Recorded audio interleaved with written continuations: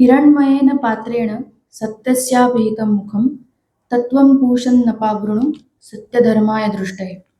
अर्थात चकचकीत आकर्षक किंवा सोनेरी दिसणाऱ्या पात्रानं सत्य झाकलं गेलेलं आहे आणि सत्यावरचा हा अतिशय आकर्षक आवरणाचा जो पडदा आहे तो बाजूला करून मला सत्य पाहता यावं अशी प्रार्थना उपनिषदगण करतात. भारतीय दर्शनामध्ये सुद्धा अशाच प्रकारच्या प्रार्थना करण्यात आल्या आहेत आणि ही प्रार्थना आपण आपल्या पूषणला, आपल्या आजच्या व्याख्यानाच्या पूषणला करूया आणि या व्याख्यानाला सुरुवात करूया. मी आपले व्याख्याते प्रणव गोखले यांना मंचावर आमंत्रित करते.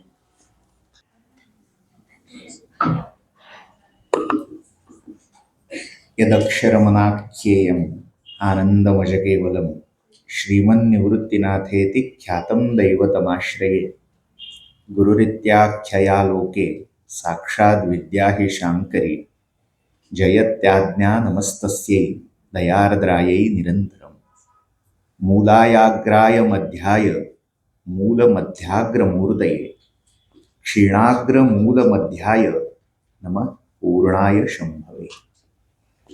नमस्ते. आपण काल जेमतेम 12 ओव्या म्हणजे जर स्पीडचा विचार केला तर रोज 10 ते 12 असं ॲव्हरेज धरून मी 6 दिवस म्हटलं होतं, पण काल तिसऱ्या दिवसा अखेर 12 झालेले आहेत. पण जसं की आपण पाहिलं असेल, माऊलींची शैली ही पहिल्या दिवशी जसं मी म्हटलं होतं तसं कांता संमितोपदेश असल्यामुळे जे सांगायचंय ते इतक्या लहेजाने, इतक्या माधुर्याने, इतक्या दृष्टांत, उपमा, अलंकार याची रेलचेल करून माऊली सांगतात. त्यामुळे बरेच वेळा असं होतं की सांगायची एकच गोष्ट, पण ते सांगण्यासाठी म्हणजे ते बोधापर्यंत यायला जो समोरच्याला अवकाश मिळावा लागतो, तो अवकाश देण्यासाठी म्हणून त्या सगळ्या उपमा आहेत, दृष्टांत आहेत. अनेकांना म्हणजे विशेषतः तर्कशास्त्राचे, तत्वज्ञानाचे जे विद्यार्थी असतात ते वैतागतात.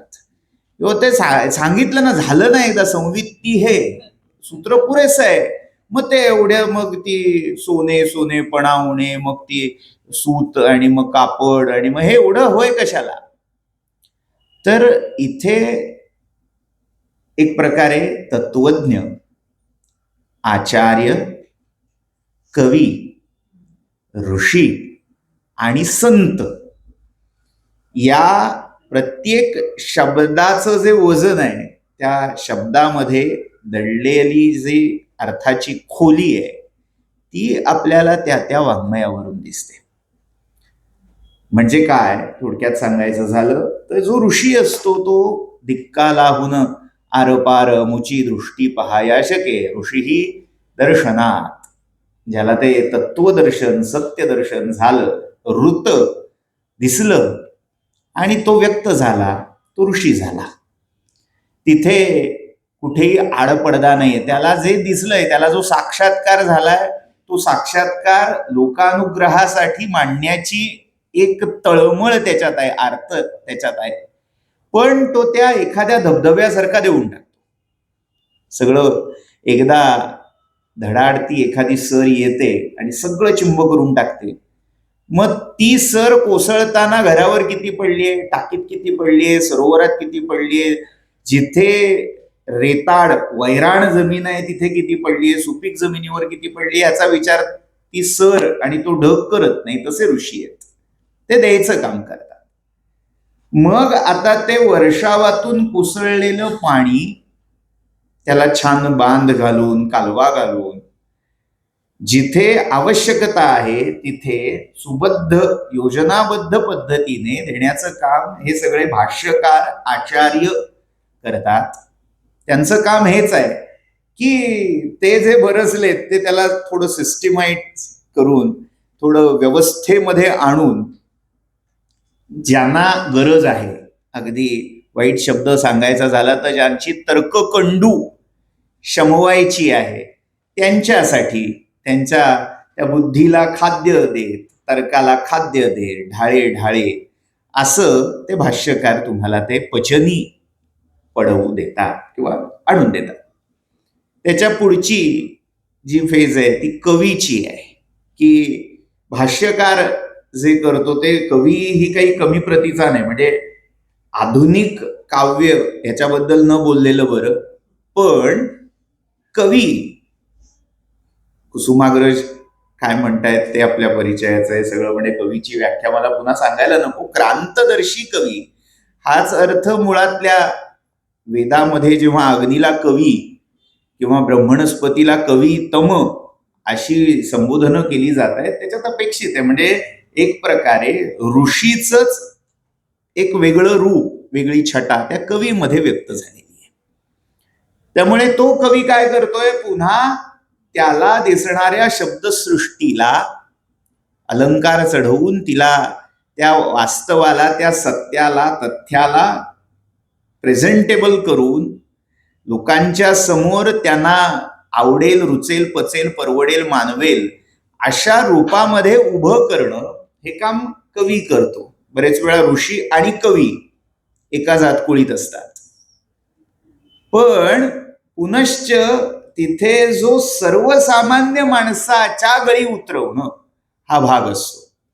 म्हणजे एखाद्याला तत्वदर्शन होतं आणि तो आपल्या त्या आत्मगुंजनामध्ये सगळं सांगून जातो, पण ते समोरच्याला कळलंय का, मिळालंय का? म्हणजे जसं उत्तम स्वयंपाकी उत्तम स्वयंपाक करून सोडून देतो, पण सुगृहिणी ती असते की घरातल्या प्रत्येकाला जेवढी ज्याची भूक आहे, ॲपेटायझर ज्याला जेवढा आवश्यक आहे तेवढा देऊन त्याच्या भुकेनुसार त्याला ते वाढणं, सगळ्यांना पुरवठ्यास येतंय का नाही ते पाहणं, आणि सगळे तृप्त झाल्यावर मग जे उरलेलं असेल ते घेणं, हे जसं ती सुगृहिणी करते तशी संतांची भूमिका असते. संतांची भूमिका काय, तर ऋषींनी बोलले जे ऋषी साच भावे वर्तावया, ते साच करून दाखवायला, सत्य करून दाखवण्यासाठी संत येतात. साच सत्य म्हणजे काय बाबा, ते जे सत्य आहे ते शब्दामध्ये मांडलेलं असेल, पण काही वेळेला ते सिद्धांत आचरणात आणून प्रॅक्टिकल अनालिसिस त्याचं देणं आवश्यक असतं. संत ते करतात. त्यामुळे संतांमध्येही जी आर्तता आहे, तळमळ आहे, की सामान्य अतिसामान्य, म्हणजे उत्तम शिक्षकाचं जे लक्षण आहे की पहिल्या बेंचवरचे नाही, शेवटच्या बेंचवरच्या बसलेल्या शेवटच्या विद्यार्थ्याला ते कळलं की खरं, असं म्हणून असं मानून शिकवणारे, ती जी शिक्षकाची खरी तयारी असते ती संत करून बसलेले असतात. त्यामुळे संत आणि बाकीचे सगळे ह्यामधला हा मूलभूत फरक जर लक्षात घेतला तर हे वारंवार दृष्टांत काय येत आहेत, एवढा एकच सिद्धांत घोळवून घोळवून सांगायची काय गरज आहे, याचं उत्तर आपल्याला मिळू शकतं. थोडं पुन्हा त्यातलं तात्विक चिंतन थोडक्यात मांडायचा प्रयत्न करतो आणि ओवीकडे वळतो. कालही आपण पाहिलं की या सगळ्या मांडणीमध्ये लोकानुग्रह, लोकांना ते कळणं, लोकांची जाणीव तिथपर्यंत पोचवणं, ही आर्तता आहे, ही तळमळ आहे. मग हे करत असताना अद्वैत वेदांत, काश्मीर शैवागम ह्या वेगवेगळ्या तत्वज्ञानांचा किंवा त्या संप्रदायांचा जेव्हा आपण आढावा घेतोय, त्यामधली नेमकी दृष्टी काय आहे ते मांडण्यामागची, देण्यामागची, ती लक्षात घ्यावी लागेल. अद्वैत वेदांत ह्याचंही उद्देश, त्याचंही प्रयोजन हेच आहे की जीवाला, प्रत्येक जीवाला मोक्षाचा अधिकार आहे, मुक्तीचा अधिकार आहे, आणि त्या मुक्तीसाठी जीवाला जे करणं आवश्यक आहे, जे ज्ञान त्याला प्राप्त व्हायला हवं, ते देण्यासाठी वेदांत आहे. आणि तेच काहीच धोरण, तेच प्रयोजन त्रिक सिद्धांताचं, शैवागमांचं आहे. फक्त दोघांचीही प्रणाली, दोघांची पद्धत थोडी वेगळी आहे. त्या पद्धतीकडे जाण्यापूर्वी पुनश्च एकदा गौतम बुद्ध त्यांच्या पद्धतीचा आढावा इथे आपल्याला घ्यावा लागेल. म्हणजे भारतीय तत्वज्ञानाच्या परंपरेमध्ये अवैदिक दर्शन म्हणून जरी ओळखत असले तरी ज्यांनी भारतीय तत्वचिंतनाला एक कलाटणी दिली ते तथागत भगवान गौतम बुद्ध, त्यांच्या तत्वप्रणालीचा विचार इथे कुठेतरी आपल्याला समांतर करावा लागतो. म्हणजे नेमकं काय ते थोडक्यात सांगतो. भगवान गौतम बुद्ध व्हायच्या आधी सिद्धार्थ या नावाने प्रसिद्ध होते आणि वैशाख पौर्णिमेची कथा आपल्या सगळ्यांना माहितीये. तो क्षण आला, सर्वसंग परित्याग करून हा राजकुमार सिद्धार्थ वनामध्ये प्रविष्ट झाला आणि सगळं ते साधना तपश्चर्या सगळा हे करून शेवटी मध्यम मग जो मध्यम सुवर्ण मध्य काढला की अति कठोर तप नाही आणि खूप सगळं ढिलं ढालं सैलसर असंही तप नाही.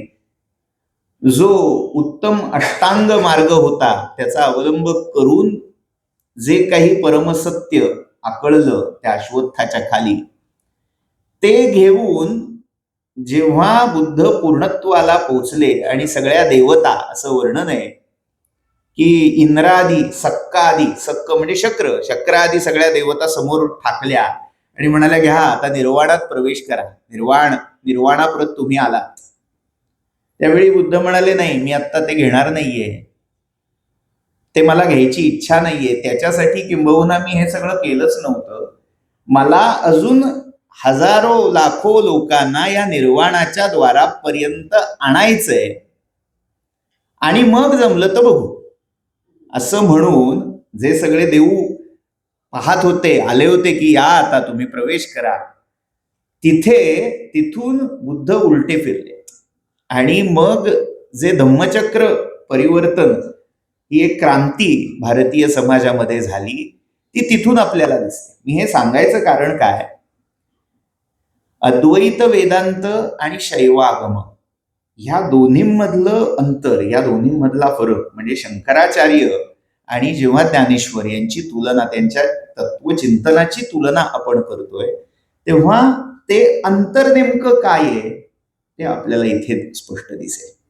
खरं तर ते अंतर नाहीये, तो टर्निंग पॉइंट आहे असं म्हणणं अधिक श्रेयस्कर आहे. तिथे होतंय काय, अद्वैत वेदांत सांगतं जगन मिथ्या आहे. म्हणजे काय, आत्मा जो तू आहेस त्याचं ज्ञान आधी मुख्य आहे. स्वतःचं ज्ञान होणं, ज्ञाते तत्वे कसंसार, किंवा अगदी प्रसिद्ध जी मोहमुद्गर किंवा चरपट पंजरिका प्रसिद्ध आहे त्याच्यामध्ये कुरुते गंगा सागर गमनम व्रत परिपालनम अथवा दानम ज्ञानविहीनम सर्वमतेन मुक्तीर न भजती किंवा मुक्तीर न भवती जन्मशतेन. ज्ञानविहीनम, ज्ञान नसेल तर तुम्ही एवढं सगळं केलं तरी त्या करण्याला काहीही अर्थ नाही. म्हणजे ज्ञानात एव कैवल्यम, ज्ञानात एव मुक्ती, हा सिद्धांत त्यांनी सांगितला. म्हणजे तुम्ही जन्माला आल्यावर काय केलं पाहिजे, तर ज्ञानासाठी धडपड केली पाहिजे. धड पडेपर्यंत धडपड घडली तर तुमच्या नरजन्माचं काहीतरी सार्थक होईल. हे अद्वैत वेदांताचं तात्पर्य आहे. मी बरोबर सांगतोय का? इथे तत्वज्ञानाचे अनेक तज्ज्ञ उपस्थित आहेत, चुकत असेल तर सावरून घ्या, सांगा. हे वेदांताचं तत्व आहे. पण शैवागम सिद्धांत कुठे वेगळा होतोय, तो सांगतोय की तुमचं ज्ञान, तुमचं आत्मज्ञान याच्यात जर अडकून पडला तर काही खरं नाही. कारण पिंड म्हणजे एक व्यक्ती आणि ब्रह्मांड म्हणजे विश्व, एकाच्या मुक्तीने विश्वाची मुक्ती होत नाही. एक बद्ध आहे आणि विश्व बद्ध आहे, स्मूथली चालेल. एक मुक्त झाला पण बाकीचे सगळे अडकलेले असतील तर मी मुक्त झालो, आता तुमचं तुम्ही बघा असं म्हणून विश्वामित्री पवित्रा घेऊन बाहेर पडणं हे योग्य नव्हे. जो मुक्त झालाय त्याची जबाबदारी दामदुप्पट वाढली की त्याने आपल्यासारखे मुक्त तयार केले पाहिजे. समर्थे समर्थ घडवावे तरीच समर्थ म्हणवावे, तर खऱ्या अर्थाने तो मुक्त झाला असं म्हणता येईल.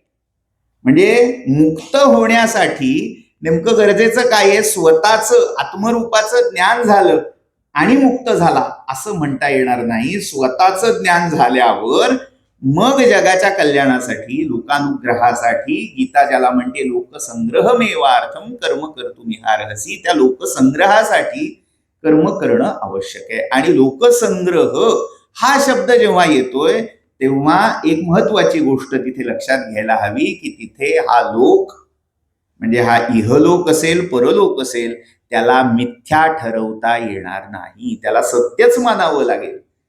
जर ह्या जगाला कृष्णाने, वेदांताने मिथ्या ठरवलं असतं तर मग त्यांनी जे लोकसंग्रह मेवार्थम कर्म कर्तुमिहार्हसि हे सांगितलं असतं तर ते अनुपपन्न, अप्रस्तुत झालं असतं. त्यामुळे ते जर खरं ठरवायचं असेल, ते मानायचं असेल, तर आधी विश्व हे पण तितकंच सत्य आहे हे स्वीकारावं लागेल. यातून बौद्ध तत्वज्ञानामध्ये पुढे जाऊन स्थविरवाद आणि महायान हे दोन वेगळे झाले. म्हणजे काय, जे स्वतःच्या ज्ञानासाठीच, स्वतःच्या प्रबोधनासाठी प्रयत्न करत राहिले ते स्थविरवादी ठरले. आणि जे मला ज्ञान हो न हो, लोकांचं कल्याण झालं पाहिजे, लोकांच्या कल्याणासाठी, लोकांच्या मोक्षासाठी, म्हणजे नत्वहम कामये राज्यम न स्वर्गम ना पुनर्भवम कामये दुःख तप्तानाम प्राणीनाम आरतीनाशनम, ही रंतीदेवाची जी भावना आहे ती रंतीदेवाची भावना बाळगून मला मोक्ष नाही मिळाला तरी चालेल, 1000 वेळा जन्म घ्यायचा झाला तरी माझी तयारी आहे, पण त्याच्यातून लोककल्याण साधलं पाहिजे. ही तळमळ जेव्हा येते तेव्हा ते संतत्व मानतं. म्हणजे आता तुम्हाला वाटेल की हे चांगदेव 65 कुठे आलं, हा एवढा सगळा फापट पसारा कशाला सांगितला. जेव्हा ती मुक्ताई दार ठोठावतीये आणि सांगते विश्व कोपे झाले वन्नी संत सुखे व्हावे पाणी, त्याच्यामध्ये मुक्ताई आणि ज्ञानदेवांच्या संवादातलं मूळ सूत्र हेच आहे की आत्मबोधासाठी आता करायचे दिवस संपले. आपण कोण आहोत ते आहे, आपल्याला कळलंय, पण आता ज्यांना कळलेलं नाही त्यांना कळावं यासाठी प्रयत्न करायचे. त्यामुळे तो जो आत्मबोध झालेला आहे तो सगळ्या आजूबाजूच्या जीवांमध्ये आहेच हे स्वीकारून, ते सत्यच आहे हे स्वीकारून पुन्हा त्या जाणत्याला जाणतं करण्याचं व्रत हे संत घेतात. आणि त्या व्रताचा भाग म्हणून अशी पत्र, असे ग्रंथ साकार होतात. म्हणजे चांगदेव 65 मध्ये हाच प्रयत्न आपल्याला दिसतो. तिथे पहिल्या दिवशी असा आपला विषय झाला की एक आहे तो श्रोतृसंवाद, एक आहे तो मित्र गुरुशिष्य किंवा स्वसंवाद, अमृतानुभव हा स्वगत संवाद. सगळे संवाद जे आहेत ते संवाद होण्यासाठी द्वैत आवश्यक आहे. कुठेतरी दोन असणं, दुजे विण संवादू होऊ शकत नाही. त्यामुळे ते द्वित्व पत्करून कोणाला तरी निमित्त करून तो परमात्मा बोलतो. जसा अर्जुनाचं निमित्त करून, नराचं निमित्त करून नारायण बोलता होतो, तसा इथे चांगयाचं निमित्त करून, चांगदेवांचं निमित्त करून ज्ञानदेव बोलता होतो. त्यामुळे इथे चांगदेव हे निमित्त आहेत. कसलं? ज्ञानदेव आणि चांगदेव वेगळे नाहीत. म्हणजे तुम्ही आणि मी, श्रोता आणि वक्ता हे भिन्न नाहीत हे सांगण्यासाठी हे मॉडेल फक्त झालेले आहेत. नाही ते चित्र दाविती परी असे केवळ भिंती प्रकाशे ते संवित्ती जगदाकारे. काल संवित्ती या शब्दाबद्दल आपण विचार केला. जाणीव, ती जी विश्वव्यापक जाणीव आहे.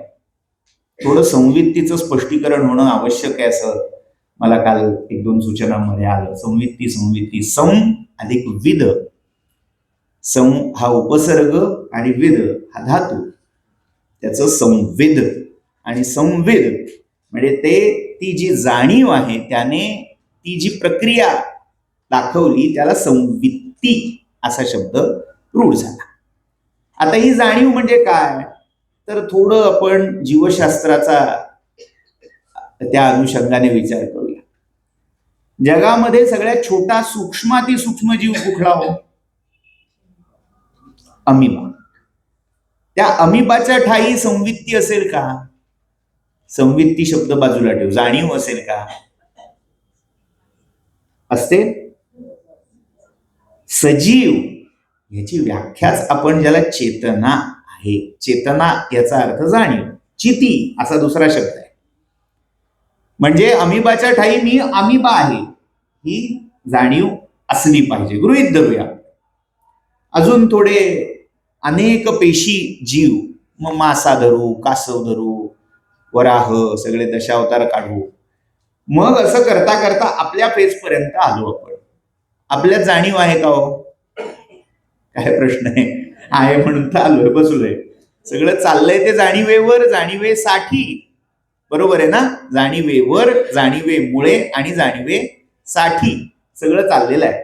म्हणजे तैत्तिरीय उपनिषदामध्ये जे 5 कोशाचं लक्षण सांगितलेलं आहे, आनंदेन खलु इमानी जातानी जीवंती, आनंदम प्रयंती अभिसंविशंती ती. म्हणजे त्याच्यातून जन्म घेतात, त्याच्यामुळे जगतात आणि शेवटी त्याच्यात मिसळून जातात. तसं मी इथे म्हणेन जाणीवेमुळे जन्म घेतात. म्हणजे आता हा 6वा कोश म्हणावा लागेल, संवित कोश, आनंदमय कोशाच्या पलीकडचा आहे, मान्य करायला लागणार आहे तो. तिथे विज्ञानमय हा जरी आपल्याला ज्ञानाशी बोधाशी संवादी वाटत असला तरी त्या विज्ञानापेक्षा संवित्ती वेगळी आहे. विज्ञान म्हणजे जर जाणीव असेल, ज्ञान असेल, विशेष ज्ञान असेल, तर संवित्ती त्या ज्ञानाचा काढलेला शेवटचा अर्थ आहे. संवित्ती म्हणजे जाणीव कशी आहे, तर आनंद ही पण एक जाणीवच आहे ना. म्हणजे विज्ञान याचा अर्थ आपण बुद्धी असा घेतो. म्हणजे मी मनुष्य आहे ही बुद्धी माझ्या ठायी आहे, मी भोगता आहे ही बुद्धी माझ्या ठायी आहे. असं एक उदाहरण घेऊन चालू की मी बोलतोय ते तुम्हाला कदाचित आवडतंय, कदाचित असं मी अधोरेखित करतो, ते आवडतंय, ऐकल्याचा आनंद मिळतोय. बरोबर आहे? म्हणजे ते जे काही आवडतंय, कोणाला आवडतंय? कोणाला आवडतंय? मला, म्हणजे तुमच्या भूमिकेतून मी विचारतोय. म्हणजे मी मला कॉम्प्लिमेंट घेत नाहीये, कृपा करून असं समजू नका. मी फक्त ती प्रक्रिया सांगतोय. मला आवडतंय. आता यामध्ये मी, आवड आणि जे काही ज्याची आवड आहे ते अभिधेय, या तीनही गोष्टी जाणीवेने गुंफलेल्या आहेत. म्हणजे मी आहे याची जाणीव आहे, मला आवडतंय, छान वाटतंय, ही एक जाणीवच आहे.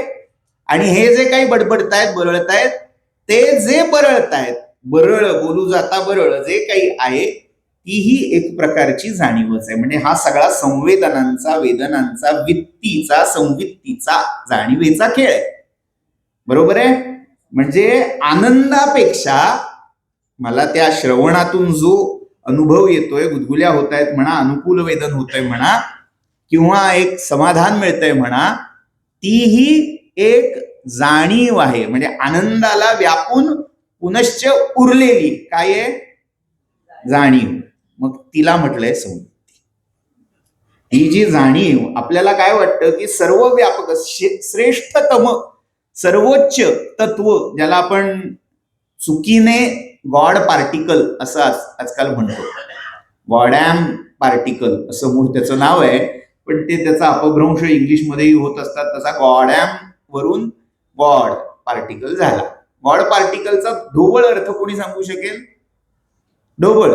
त्याचं मी कॅरेक्टरिस्टिक नाही विचारत आहे, स्वरूप हे बाकी मला काही देणं घेणं नाही त्याच्याशी. कशावरून, कशामुळे गॉड पार्टिकल ठरवलं गेलं? मूल तत्व. अगदी बरोबर. की याच्या पलीकडे आता काही कशाचं विघटन होऊ शकत नाही. याचा काही पार्टिकल करून नाही बाबा, या मूलतत्वातही हे खरं आहे आणि हे वरचं औपाधिक आहे असं म्हणता येत नाही. त्याला, त्या मूलतत्वाला आपण गॉड पार्टिकल ठरवतो.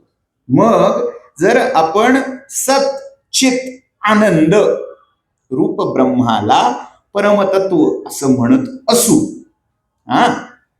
तर त्याच्यामध्ये सत म्हणजे सत्ता असणं, चित म्हणजे चेतना, प्रकाश आणि आनंद म्हणजे प्रियत्वाची भावना, समाधानाची भावना, या तीनही काय आहेत, ते एक प्रकारच्या भावना आहेत. आणि भावना म्हणजे पुन्हा एक प्रकारची जाणीव. म्हणजे शेवटचं तत्व काय येईल, तर ती संवित, संविदेव परम तत्वम, संवित्ती जाणीव हे शेवटचं तत्व हाताशी येतं. त्यामुळे माऊली काय म्हणतायत, तर शिवउनी पृथ्वी वेरी, शिवापासून ते जडाती जड मानलेल्या पृथ्वीपर्यंत त्या जडामध्ये पण वेदना आहे, जाणीव आहे. त्या पृथ्वीलाही कुठेतरी असं वाटतंय की मी पृथ्वी आहे, मी पसरलेली आहे, मी धारण करतेय, आणि तिच्या धारणेवर सगळी जीवसृष्टी बेतलेली आहे. आपलं सगळं धर्माचं तत्वज्ञान सगळ्यांमध्ये जाणीव आहे, सगळ्यांमध्ये संविद आहे, या एका मूलतत्वावर बेतलेला आहे. मी प्रमाण देतो, आपण पितळी दगडी मूर्तीला देवत्व देतो, कल्पतो, त्याची पूजा करतो. खऱ्या अर्थाने जर आपण भौतिक विज्ञानाच्या दृष्टीनं असं म्हणू, जर विचार केला तर धातूला चेतना नाहीये. बरोबर आहे ना? आधुनिक विज्ञान असं सांगतं, पण आमचं अध्यात्म विज्ञान असं मानतं की जरी तो धातू असला तरी तो पृथ्वीच्या गर्भातून जन्माला आलेला आहे. त्याच्यामध्ये जे काही मूलकण आहेत, त्या प्रत्येक मूलकणामध्ये कुठे ना कुठेतरी ती संवित विराजमान आहे. आणि जेव्हा तुम्ही कॉन्सिक्रेशन करताय, म्हणजे ती प्राणप्रतिष्ठा करताय, गणपती मातीचा बसवला आणि त्याच्या हृदयाला हात लावला, डोळ्याला दुर्वादलाने ते तूप लावलं की काय होतंय, त्या मातीच्या कणामध्ये दडलेली ती संविद जाणीव आहे, तिला मी हात घातला, तिला आवाहन केलं आणि त्यात तिचं जागरण केलं. म्हणजे तिथे मातीची पूजा नाहीये. म्हणून तुकोबांना सांगायला लागला, केला मातीचा पशुपती केला, त्याची अगदी षोडशोपचार पूजा केली तरी माती मातीच्याच ठाई जायची आणि पशुपतीची पूजा पशुपतीला पोचायची. तसं ती जी पोचवणारी सिस्टीम आहे ती संविद आहे. कारण तुम्ही त्या संविदचं आवाहन केलं. संविद ही जाणीव, सर्वगत सर्व व्यापक असं तत्व जे आहे त्याला त्यांनी संवित्ती असा शब्द वापरला. मग अजून एक दृष्टांत त्यांनी दिला. हा दृष्टांत फार महत्वाचा आहे, कारण वेदांताच्या परंपरेत ज्याला पंचदशी म्हणून ओळखलं जातं, मोठा ग्रंथ आहे वेदांताच्या, अद्वैत वेदांताच्या प्रत्येक विद्यार्थ्याने त्याला स्पर्श केल्याशिवाय पुढे जाऊ नये असा दंडकच आहे. त्या पंचदशीमध्ये चित्रदीप नावाचं एक प्रकरण आहे. 5 दीप या नावाची प्रकरण पंचदशीत आहेत. त्यातला एक दीप आहे चित्रदीप. चित्र समजा कॅनव्हासवर काढलं, फळ्यावर काढलं, जमिनीवर काढलं, मूळ जो पट आहे तो एकच असतो. त्याच्यामध्ये कुठेही तत्व पदार्थ भिन्न होत नाही. कल्पना करूया, आता तुम्हाला इथे स्क्रीनवर जे काही दिसतंय ते चित्र आहे. आता तिथे माझं थोबाळ दिसतंय, तिथे ते माझं आहे असं म्हटलं तरी वस्तुतः पदार्थतः मी तिथे नाहीये. तिथे अक्षर दिसत आहेत, चांगदेव 65 हे अक्षर, तिथे चांगदेवही नाहीयेत, 65ही नाही, ग्रंथही नाहीयेत. पण गंमत अशी आहे, त्या एका चित्राच्या डोलाऱ्याने काय काय गोष्टी स्पष्ट झाल्या, कसल्या कसल्या जाणीवा उद्दीपित झाल्या.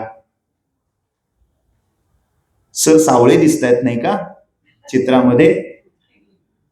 झाली ना जाणीव? कशामुळे? त्या एका चित्रपटामुळे.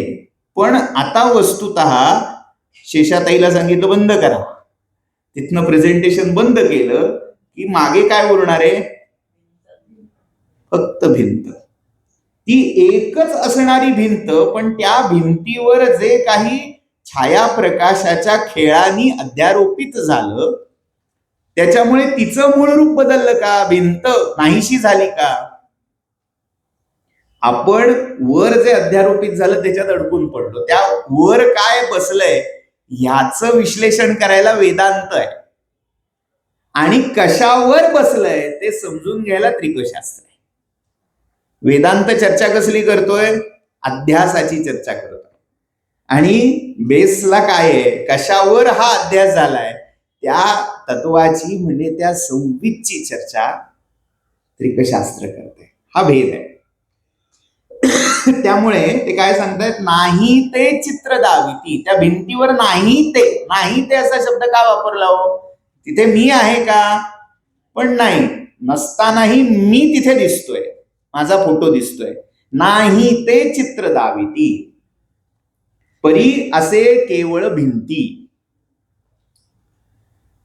भिंत माहिती आहे, सगळ्यांना माहिती आहे ही भिंत आहे, पण नाही, सर सावळे दिसतायत, काळे दिसतायत. हे झालं ना, कशामुळे झालं?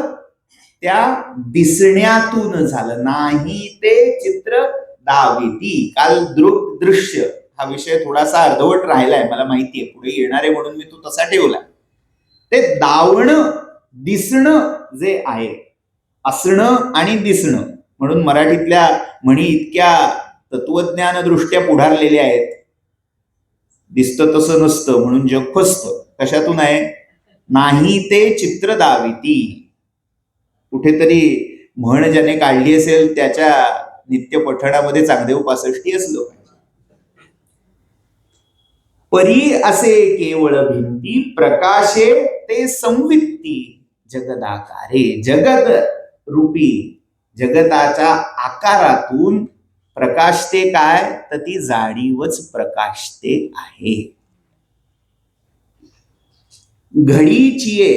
घडीयेचे आकारे. आता इथे थोडं मिसप्रिंट झालंय, घडीयेचे ई झालंय, तो ई अतिरिक्त पडलाय, तो काढून टाका. घडीयेचे आकारे. हा, क्षमस्व, पण मंडू कपलोती सुरू झालीये. बांधयाचिया मोडी, बांधा नहोनी गुळाची गोडी, तयापरी जग परवडी संवित्ती जाण. काय गोड उपमा दिली? गुळ. गुळाची ढेप असावी. बांधयाचिया, बांधा म्हणजे बांधलेला गुळ, ढेप. तिची मोड केली. ढेप होती पूर्वी, अशा मोठ्या मोठ्या, हल्ली एवढ्याशा पण ढेपा निघाल्या. पूर्वी अशी चांगली 5-10 किलोची ढेप असायची, आणि तिची मोड केली, ती फोडली. बांधा नहोनी गुळाची गोडी. आधी ढेप होती म्हणून छान गुळ होता, आणि ढेप मोडली म्हणून तो गुळ नाहीसा झाला का? त्या ढेपेमध्ये जेवढा गुळ आहे, ढेप हा पण गुळ आहे, आणि ढेपेचा एक काढलेला तुकडा पण गुळच आहे. त्याचं संस्कृत न्यायशास्त्राच्या भाषेत सांगायचं झालं तर गुढत्व, गुळपण अणुमात्रही कमी झालं नाही. त्या ढेपेतून तो तुकडा वेगळा झाला, हा गे गुळ, म्हणून आईने आपल्या लेकराच्या हातावर ठेवला, आणि अगदी संक्रांत जवळ आलीये, 5 किलोच्या ढेपेचं वाण द्यायचंय, म्हणून एका सुवासिनीने दुसऱ्या सुवासिनीच्या हातात दिला ढेपभर गुळ, म्हणून तो श्रेष्ठ गुळ आणि हा कनिष्ठ गुळ असंही काही नाही, तो गुळ सारखाच होता. ही चपराक न्यायशास्त्राला आणि वैशेषिक शास्त्राला दिलेली आहे, ज्याच्यामध्ये अंश अंशी न्याय असा येतो. अंश अंशी न्याय म्हणजे काय? त्यांनी आरंभवाद सांगितला. हे सगळे शब्द तत्वज्ञानात वारंवार येतात. मी फक्त, तुम्हाला वाटेल काय बंबार्डिंग चाललंय पहिल्या दिवसापासून, पण हे माहिती कशासाठी हवं? आपले माऊली, आपली ज्ञानोबा माऊली कशाच्या सगळ्या वादविवादांचं प्रत्याख्यान करून इतक्या सहज सुबोधपणे सांगतायत. तिथे आरंभवाद नाहीये, तिथे कुठेही ते गुढत्व नाहीये, पण इतकं साधं सोपं सहज सुबोध कसं सांगता येईल? आरंभवाद म्हणजे काय? तर अग्नीपासून त्याची ठिणगी वेगळी झाली. आता तो जो विस्तव आहे, त्या विस्तवातलं अग्नित्व जरी त्या ठिणगीत असलं तरी तुलनेने अग्नीपेक्षा ठिणगीचा दाहकपणा किंवा प्रकाश कमी झाला. म्हणजे कुठेतरी ते जे कार्य, इफेक्ट झाला तो कॉजपेक्षा गौण झाला.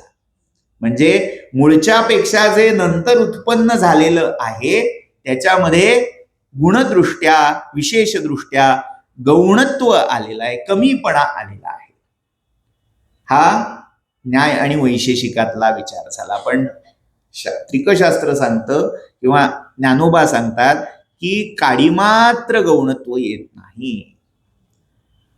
जसं काल मी सोन्याची उपमा दिली, त्या सोन्याच्या लगडीमध्ये जेवढं सोनं होतं आणि अगदी एक तुकडा काढून घेतला कापून, तरी त्याच्यामध्ये तो तुकडा आहे म्हणून त्याचं सोने पण पुन्हा होत नाही. तसं जे मूळ आहे असं आपण आता कल्पना करूया की परमात्मा म्हणून एक मोठं इथे एक ब्रह्मगोळ ब्रह्मांड म्हणजे परमात्मा, आणि त्यातनं काढलेले छोटे छोटे छोटे क्लस्टर म्हणूया किंवा पुंजके म्हणूया. ते पुंजके म्हणजे आपण सगळे आहोत. बिग बँग थेरी म्हणजे ते त्या तेजोमेघातून बाहेर आलेले छोटे छोटे तेजो गोलक ख गोलक, हे तो मूळचा तेजोमेघ म्हणजे परमात्मा, आणि ते छोटे छोटे सगळे लघुग्रह उपग्रह म्हणजे आपण, असं मानलं तर त्याच्यामध्ये तर आणि तम तारतम्य मानावं लागतं. पण इथे ज्ञानोबांचं सांगणं हेच आहे की तरतम नाही, ते जेवढं आहे तेवढंच सगळं याच्यातही दडलेलं आहे. आता हे ज्ञानोबा सांगतायत ते कल्पित आहे किंवा या तत्वज्ञानाचं काहीतरी वेगळं आहे असं मानायचं कारण नाही. ही वैदिक शास्त्रातली, वैदिक सिद्धांतातली, औपनिषदिक सिद्धांतातलीच धारणा पुढे सांगतायत. थोडं प्रमाण देतो. ते प्रमाण असं आहे, ऋग्वेदाच्या 10व्या मंडलामध्ये एक सूक्त आलेलं आहे, हिरण्यगर्भ समवर्तताग्रे भूतस्य जातः पतिरेक आसी. त्याच्यामधली सगळ्यात मूलभूत संकल्पना आहे हिरण्यगर्भ. कोणी सांगू शकेल आपल्यापैकी हिरण्यगर्भ म्हणजे काय? सोनं म्हणजे हिरण्य, हिरण्य गर्भ सूर्याचं एक नाव आहे, बरोबर आहे, पण अजून मला थोडं अजून अपेक्षित आहे. विश्वाची निर्मिती झालेली आहे, जे हिरण्यगर्भ होतं त्याच्यामध्ये सुरुवातीला जे अप होतं त्याच्यामध्ये हिरण्यगर्भ होतं, आणि त्याच्यापासून ब्रह्म निर्माण होऊन मग नंतर विश्वाची उत्पत्ती झाली, असं हिरण्यगर्भाचं मनुस्मृती. बरोबर बरोबर. हिरण्यगर्भ सरांनी सांगितलं ते योग्यच आहे, पण अगदी साध्या सोप्या भाषेत सांगायचं झालं तर सोन्याचं अंड, मोठं सोन्याचं अंड, आणि त्या सोन्याच्या अंड्यातून बाहेर आलेली पिल्लावळ म्हणजे आपण सगळे. तत्व लक्षात येतंय का? बघा, आपण सगळी हिरण्यगर्भाची पिल्लं आहोत. हे मी म्हणत नाहीये, हे कठोपनिषद सांगतंय. अमृतस्य पुत्रा, विवेकानंद जे संबोधित करायचे, अमृतस्य पुत्रा उत्तिष्ठत जाग्रत, अमृताच्या पुत्रांनो जागे व्हा, साधनेसाठी सज्ज व्हा, सिद्ध व्हा. अमृताचे म्हणजे त्या हिरण्याचे, हिरण्य गर्भाचे पुत्र आहोत, कारण हिरण्यम वै अमृतम. कल्पना काय आहे? हिरण्य हेच अमृत आहे. आता थोडा धातुवाद आणायचा आहे इथे. धातुवाद म्हणजे काय तुम्हाला वाटेल 65 राहते बाजूला, हे बाकीचे वादावादच करत बसतात. हे सगळं त्याच्यात आहे म्हणून मी सांगतोय, मनचं सांगत नाहीये. धातुवाद हा शब्द माऊलींनी, आपण जो परवा शब्द पाहिला किमया अल्केमी, ह्या अर्थी वापरलाय. धातुवादयनी जोडे, धातुवादाचे निजोडे. धातुवाद कशाला म्हणावं तर पूर्वी एक धारणा अशी होती की प्रत्येक धातूपासून सोनं एक्स्ट्रॅक्ट करता येतं, प्रत्येक गोष्टीतून सोनं एक्स्ट्रॅक्ट करता येतं. प्रत्येक अस्तित्वाचा मूल पदार्थ, बेस एलिमेंट इज गोल्ड. आपल्या सगळ्यांना किती अगदी अलंकार नको असं म्हटलं तरी प्रत्येकाला सोन्याचं महत्व आहे. सोनं प्रिय आहे, हवंसं वाटतं का? तर ते आपल्या सगळ्यांच्या अस्तित्वातला मूल पदार्थ, मूल धातू आहे, कारण तो हिरण्यगर्भ, हिरण्यगर्भातून सगळं आलं. मग ही सगळी भेसळ कशी झाली त्याला एक छान धातुशास्त्रातला सिद्धांत येतो. आता तो पाहायचा झाला तर मी रसहृदय पहा असं सांगणार नाही, कारण रसहृदय सगळ्यांना उपलब्ध सहजासहजी होणार नाही. असा एक सुंदर ग्रंथ आहे आणि त्याचे रसहृदयाचे करते शंकराचार्यांचे आजे गुरु मानले जाणारे गौडपादाचार्य आहेत. नाही गेलात तिकडे तरी चालेल, आपण रामायणावर जाऊ. रामायणामधल्या बालकांडातल्या कुमार संभवाचं जे आख्यान येतं, कुमार म्हणजे कार्तिकेयाचा जन्म जेव्हा वाल्मिकी विश्वामित्रांच्या मुखातून रामाला सांगतायत, त्या प्रसंगामध्ये एक अद्भुत असं वर्णन आलेलं आहे की शिवाच्या वीर्यापासून सोनं उत्पन्न झालं, सोन्याची खाण उत्पन्न झाली. म्हणजे जगातला पहिला धातू कुठला, तर तो सोनं होता. मग रामाने विचारलं, सोनं झालं खरं, पण मग बाकीचे हे सगळे धातू आले कसे? ते म्हणाले, सोन्यामध्ये मल मिश्रित झाला आणि त्याचं झालं राजत किंवा रजत. रजतामध्ये मल मिश्रित झाला, ते झालं ताम्र. असं त्याच्यात भेसळ होत होत होत म्हणजे मूळ स्वरूपामध्ये दुसरं नको ते असं मिसळत मिसळत मिसळत मिसळत शेवटी कार्ष्णायस, काळ लोखंड स्टील इथपर्यंत ते डिग्रेड होत गेलं. म्हणजे काय, आता उलट जायचंय.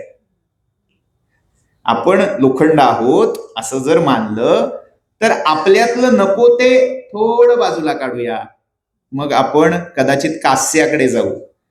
आपण ब्रॉन्झ असू तर आपल्यातलं नको ते, आपल्यातला मल, आपल्यातला दोष थोडा बाजूला काढूया, कदाचित आपण ताम्रापर्यंत जाऊ. आपल्यातला मल दोष अजून बाहेर काढूया, कदाचित आपण रौप्य पदकापर्यंत उडी मारू. सगळं बघा, म्हणजे स्पर्धांमध्ये ह्याच धातूंची पदक का, त्याचं कारणही इथे दिसतं. आणि शेवटी काय मिळणार आहे, गोल्ड मेडल. गोल्ड मेडल केव्हा मिळणार आहे, आपल्यातलं सगळं दोष मल अपनोदन झालं, सगळं काढून टाकलं, पूर्ण कला विकसित झाली, पूर्णत्वाला पोचली की जे होणार आहे, उरणार आहे ते हिरण्य, ते हिरण्यगर्भ आहे. या एका धारणेवर एक स्वतंत्र संप्रदाय भारतामध्ये विकसित झाला, ज्याला रस संप्रदाय किंवा रसेश्वर दर्शन म्हणून ओळखलं जातं. आणि जे चांगदेव आहेत ना, ते या दर्शनाचे पायिक आहेत. कशासाठी आलंय हे सगळं? सोने सोनेपणा होणे का देत आहेत ते दृष्टांत? आपण वटेश्वराचा पुत्र, वटेशाचा सुत, वटेशाचा शिष्य, वटेशाचा भक्त म्हणून चांगदेवांना पाहतोय. वटसिद्ध नागनाथांची जी परंपरा आहे त्यामध्ये ही सगळी रससिद्धी गुरुक्रमाने, गुरु परंपरेने आलेली आहे. ते जे 1400 वर्ष जिवंत आहेत, त्या जिवंत असण्यामागचं गुपित गूढ ही रसविद्या आहे, रससिद्धी आहे.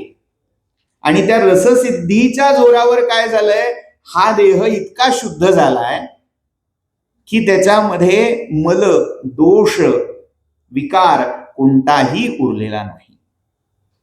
मृत्यू किंवा आमय येतो कशामुळे, जिथे मल असतो, जिथे दोष राहतो, जिथे विकार उत्पन्न होतो, तिथे या सगळ्याची प्रसक्ती होते. पण त्याचं मूळच राहिलं नाही की ना आमय, ना विकार, ना मृत्यू, अशी ती अजर अमर अवस्था प्राप्त होते. पण त्याच्यातही सॅच्युरेशन येतं. म्हणजे काय, जे आहे, जे निर्मळ आहे तेच फायनल आहे. देह कितीही शुद्ध केला, निर्मळ केला, तरी तो शेवटी देह आहे. दह्यते इति देहः, शीर्यते इति शरीरम. काहीही म्हणा, ते शेवटी ती एक खोळ आहे, तेही एक कंचुक आहे. आणि ते सोडल्याशिवाय घुंगटके पट खोल रे, तो घुंगटाचा पट बाजूला केल्याशिवाय नाही तो पिय नाही मिलेंगे नाही दिखेंगे. ते परमात्म्याचं, आत्म्याचं, प्रेयस असणाऱ्या श्रेयसाचं दर्शन होणार नाही. म्हणून ते सगळं हिरण्यगर्भ हे जे काही प्रकरण आहे, हे कुठनं आलं, तर बांधयाची या मोही इथपासून त्या गुळाच्या ढेपेवरून आपण हिरण्यगर्भावर घसरलो. हिरण्यगर्भ मी आणला अशासाठी की त्या हिरण्यगर्भाची साधना ही योगामध्ये सांगितलेली आहे. योगाचे आद्य प्रवर्तकही हिरण्यगर्भ. कशा सगळ्या सिस्टीम पॅरलल जातात आपण जेव्हा योगाचा विचार करतो, योगामध्ये मूळ गमक काय आहे? तुमचा प्राण. प्राण शोधन झालं, तुम्हाला प्राण तुमच्या हातात किल्लीसारखा मिळाला की तुम्ही तुमची आयु वाढवू शकता. प्राण हे सगळं गमक योगशास्त्रात आहे. तेच रसशास्त्रातलं गमक रस पारा हे आहे. तो तुम्हाला साधला की बाकी सगळं साधेल. म्हणजे योगी चांग्या, बुटी चांगा, जी 14 नावं आपण दुसऱ्या दिवशी पाहिली, ते सगळे जे चांग आहेत वेगवेगळ्या सिद्धी मार्गानी, साधन मार्गानी ज्यांनी आपला देह कोरा करून घेतला, पण तिथे गेल्यावर मात्र तेच शेवटचं आहे, हेच साध्य आहे हे मानून त्या उंबऱ्याशी येऊन अडकले ते चांगदेव आहेत. त्यांना सांगण्यासाठी म्हणून या सगळ्या का उपमा दृष्टांत येत आहेत? त्याचं कारण, तो गूळ मोडला तरी तो गूळ हा कमी उणा होत नाही. त्याच्यामध्ये ते हिरण्य जे आहे ते यथावत तसच्या तसं परिपूर्ण रूपाने असत. आता गंमत काय आहे? हिरण्यगर्भ आणि गुळ असं हे घेता घेता आता कोणाच्या हा भेद लक्षात आला का? की मी मगाशी म्हणता म्हणता असं म्हटलं की शेवटची खोळ, शेवटचं कंचुक हा देह आहे. आणि इथे तो देह, तो कंचुक सुद्धा विसरायचा आहे, तोही टाकायचा आहे, हे माऊलींना दाखवायचं आहे. जर हे खरं असेल तर सगळ्या उपमा तो देह खरा आहे, तो जीव खरा आहे हे सांगण्याच्या का येत असाव्यात? कारण चांगदेवांची जाणीव तिथे अडकलीये. ज्ञातेन अज्ञातस्य निदर्शनम. जे दिसतंय, जे माहिती आहे, जे परिचित आहे, त्याच्यावरून जे अज्ञात आहे त्याचं ज्ञान करवून दिलं जातं. त्यामुळे तो निरोगी निरामय झालेला देह हे त्या परमात्म्याचं, रसाचं, संवित्तीचं मूळ अधिष्ठान आहे असं मानणाऱ्या चांगदेवाला समजावं म्हणून सगळी उदाहरणं, सगळे दृष्टांत हे लौकिकातले. बांधयाची या मोडी बांधा न होनी गुळाची गोडी, तयापरी जग परवड होणे. दुःख ज्याच्यामध्ये माधुर्याचा अभाव आहे, कटुता आहे, ती सगळी परवड आहे. जगरूपी कटुतेमध्ये ती संवित्ती गुळासारखी माधुर्याची अनुभूती होऊन राहते. घडियेचे आकारे, घडीच्या आकारानी, प्रकाशिजे जेवी अंबरे. अंबर याचा इथे अर्थ वस्त्र असा घ्यायचा. घडीच्या आकारे. आता समजा नवी कोरी साडी आणली, काल आपण मायेची 5 साड्या पाहिल्या, त्यातली एखादी रथसप्तमीला घड्या मोडतात साड्यांच्या, तशी एखादी नवी कोरी साडी घ्यायची आणि आता तिच्या ज्या घड्या आहेत त्या पाहायच्या. घडियेचेनी आकारे प्रकाशिजे जेवी अंबरे. ती घडी कसली आहे? वस्त्राची घडी आहे. घडी त्या वस्त्राला झाकणारी नाहीये, घडी त्या वस्त्राला नाहीसं करणारी नाहीये. घडी कसली आहे? वस्त्राचीच घडी आहे. कल्लोळ कंचुक न फेडिता उघडे उदक, तशी घडी वस्त्राची आहे. आता थोडा वेगळा अर्थ, बंडखोर अर्थ लावून बघू. अंबर याचा मी आकाश असा अर्थ केला. घडियेचेनी आकारे प्रकाशिजे जेवी अंबरे. आता जेव्हा आपण घडी पाडतो, घडी केली असं म्हणतो, तेव्हा नेमकं काय डिफाईन करतो? साडी आकार का साडीच्या मध्ये असणारा अवकाश? मी पुन्हा फिजिक्स मध्ये उडी मारीन. फिजिक्स मधला मूल सिद्धांत असा आहे, ह्या सगळ्या जीव सत्ता ज्या ज्या आहेत त्या काय आहेत? ती सगळी एक स्पेस आहे.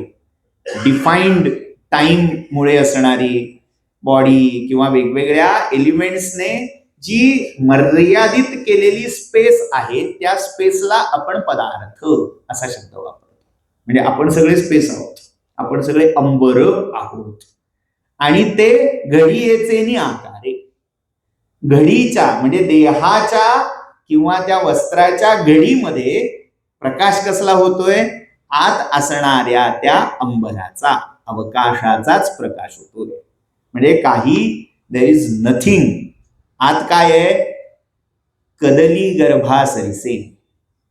कदळी, कदली म्हणजे केळीचा स्तंभ जर आपण काढला, एखादा भरभक्कम असा तो स्तंभ पाहिल्यावर एखाद्याला वाटेल काय भरीव खांब आहे, आणि तो जर एक एक सोप सोडवायला लागलो, त्याचं एक एक आवरण दूर करायला लागलो, हात काय असं करत गेलो, तर शेवटी आत पोकळी आहे.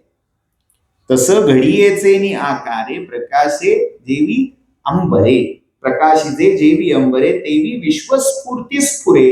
स्फूर्तीची हे विश्वस्फूर्तीच्या, विश्व या नावाने जे काही स्फुरतय, जे काही प्रकाशित होतंय, दिसतंय, किंवा एक असं म्हणूया उर्मी येते, उफाळून येतंय, ते काय आहे? ती स्फूर्ती. संवित्तीला दुसरा शब्द इथे आला, स्फूर्तीची हे.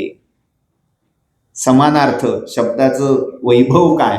स्फूर्ती हा शब्द आपल्याला माहितीये. अगदी डेअरी प्रॉडक्ट पासून ते आपल्याला सकाळी उठल्या उठल्या काहीतरी आठवलं, त्या आठवलेल्या गोष्टीपर्यंत सगळीकडे ही स्फूर्ती आपण लावत असतो, पाहत असतो. पण असं असताना त्या स्फूर्तीचा संवित्तीपर अर्थ ज्ञानेश्वरच योजू शकतात. तेच त्या कामी समर्थ आहे. न लिंपता सुख दुःख येणे आकारे क्षोभोनी नावेक, होय आपण या सन्मुख आपणची जो. सुख दुःख न लिंपता येणे आकारे क्षोभोनी नावेक. क्षोभ, क्षुब्ध होणं. म्हणजे अगदी थोडक्यात सांगायचं झालं तर आपली जी सहज अवस्था आहे, त्या सहज अवस्थेमध्ये खंड पडला की तो खंड म्हणजेच क्षोभ आहे. क्षोभचा वेगळा अर्थ करायची गरज नाही. आपण शांत बसलेलो आहोत आणि बसल्या बसल्या आपल्याला वाटलं मोबाईल पाहावा, क्षोभ झाला. क्षोभ म्हणजे प्रत्येक वेळी तापणं किंवा काहीतरी अँझायटी किंवा असं हे करू का ते करू, हा क्षोभ नाहीये. कुठलीही जी उर्मी आली, जे तुमचा तो ग्राफ असा जाताना मध्येच जो काही हाईक वर जातोय, तो क्षोभ आहे. त्यामुळे हा जो क्षोभ आपण पाहतोय तो नावेक, क्षणैक, क्षणभराचा हा क्षोभ. होय आपण या सन्मुख आपणची जो. आता रेषेचंच उदाहरण आपण घेऊ. एक रेष, हार्टचा ग्राफ असं म्हणूया ना, तो असा सरळ जात होता. असा जर त्या डॉक्टरांच्या स्क्रीनवर जायला लागला तर संपलेलं आहे. मग त्यासाठी संपलं नाहीये, आहे काहीतरी, आहे शिल्लक अजून, हे सांगण्यासाठी काय लागतं? स्पाईक. काहीतरी खाली वर असं व्हावं लागतं. तसं ते ब्रह्म जे होतं ते एका त्या सरळ रेषेसारखं होतं, निर्गुण निराकार ब्रह्म असं चाललं होतं. पण ते आहे असं म्हणवे ना, कारण ते सरळ चाललं होतं. मग ते आहे असं म्हणण्यासाठी त्याला आधी वर जावं लागलं, इक्विलिब्रियम तोडावा लागला. मग वर गेल्यावर पुन्हा संतुलन आणण्यासाठी खाली जावं लागलं आणि खालून पुन्हा मध्यात यावं लागलं. येतंय लक्षात? रेष एक होती, पण जिथपर्यंत ती सरळ चालली होती, ग्राफ जिथपर्यंत सरळ होता तिथपर्यंत त्याच्या असण्याला काही अर्थ नव्हता. म्हणून तीच रेष जरा वर जरा खाली असं करून गेली की हा आहे. अजून थोडं वेगळं उदाहरण, ड्रायव्हिंगचं. स्मूथ असा छान लांब लचक रस्ता आणि एकदा का गाडी समृद्धी महामार्गावर लागली की जे बहुतांश नवशिक्या ड्रायव्हरचं होतं ते समाधी लागते आणि मग कायमची समाधी घ्यावी लागते. कशामुळे होतं? ते सरळ असलं तर. हे जेव्हा वळणाचा खड्ड्या खाचखळग्यांचा रस्ता येतो तेव्हा काय होतं? मी जागा आहे मी आहे, रस्ता आहे, ड्रायव्हर आहे, गाडी आहे, प्रवास सुरू आहे, याची संवेदना होत राहते. एक गमतीचा म्हणजे तत्वज्ञानाशी तसा काही संबंध नाही, पण गमतीचा भाग आहे. माझी आजी, तिला विचारलं की काय पाय कसे आहेत, तिला सांधिवाताचा जरा त्रास आहे. ती म्हणते हो आहेत, मी आहे हे ते दाखवून देत आहेत. म्हणजे काय, आपल्याला जिथपर्यंत तो अवयव स्मूथ काम करतोय तिथपर्यंत तो आहे याची फारशी जाण नसते, त्याच्याविषयी कृतज्ञता येत नाही. जेव्हा तो मी आहे असं वेदनेतून, वेदन याच्यामध्ये ती जाणीव आहे, मी आहे असं दाखवायला लागतो. आणि मी जर काम नीट केलं नाही असं तो दाखवायला लागला की मग पटतं की देवाने आपल्याला काय केवढा खजिना दिलेला आहे.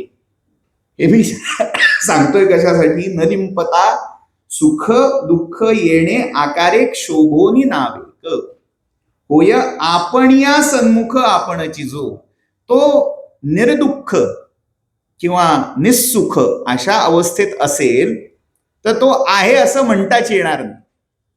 म्हणून तो सुख दुःखाच्या आघात प्रत्याघाताच्या मिशाने स्वतःला अनुभवण्यासाठी, होय आपण या सन्मुख आपणची जो, सुखाने तो स्वतःला पाहतो, दुःखाने तो स्वतःपासून कुठेतरी दूर जातो. सुखाची तत्वज्ञानातली व्याख्या माहिती आहे सगळ्यांना, अनुकूल वेदनम सुखम प्रतिकूल वेदनम दुःख. पण इथे थोडी फारकत घेऊन व्याख्या वेगळी केली आहे की मी च्या जवळ येणं हे सुख आहे, आणि मी म्हणजे तो अहंकारातला मी नाहीये, मम मी असा जो आहे त्याच्यापासून कुठेतरी प्रतिकूल प्रतीर दुसऱ्या तीरावर जाणं हे दुःख आहे. अनुकूल प्रतिकूल हे याच्यावरच ठरतं. जे मी माझ्याकडे येतं ते अनुकूल होतं, जे मी माझ्यापासून दूर जातं ते प्रतिकूल होतं. त्यामुळे सुख दुःख आकारे क्षोभोनी नावेक, होय आपण या सन्मुख आपणची जो, जो स्वतःला सन्मुख होतो सुख दुःख आकार घेऊन. म्हणजे आपल्या आयुष्यातली सुख दुःख, ज्यांना प्रश्न पडलाय की माझ्याच वाट्याला हे दुःख का, त्यांनी आपल्याला शाबासकी देऊन घ्यावी. त्या परमात्म्याला सन्मुख व्हायची इच्छा झाली म्हणून सुख आलं. त्या परमात्म्याला थोडं दूर जाऊन पुन्हा ती जी ओढ आहे, म्हणजे जेवढं दूर जातो तेव्हा तेवढं आकर्षण जास्त येतं. जेवढं दुःख तीव्र होतं तेवढी सुखाची ओढ, आनंदाची ओढ अधिक लागते, त्यातून बाहेर पडायची ओढ अधिक लागते. तसं सुख आणि दुःख याच्या मागे परमात्म्याला स्वचा साक्षात्कार करून घेण्याची इच्छा झालीये, म्हणून माझ्या आयुष्यात सुख आणि दुःख येत आहेत. याच्यापेक्षा अजून सुखावणारं सुखांत तत्वज्ञान दुसरं काय आहे. जे सर्वम दुःखम म्हणतायत, मी मगाशी उल्लेख केला, त्या सर्वम दुःखम पासून सुरू झालेलं तत्वज्ञान माझ्या आयुष्यात सुख किंवा दुःख या खोळीखाली येणारी प्रत्येक गोष्ट, येणारा प्रत्येक क्षण हा परमात्मा माझ्यापर्यंत, म्हणजे माझ्यातला परमात्मा पुन्हा मला म्हणजे त्याला भेटण्यासाठी चळवळ करतोय, इथपर्यंत ही मजल गेलेली आहे. तया नाव दृश्याचे होणे संवित्ती द्रष्टृत्वा आणि जे जेणे बिंबत्व झालेपणे प्रतिबिंबाचे.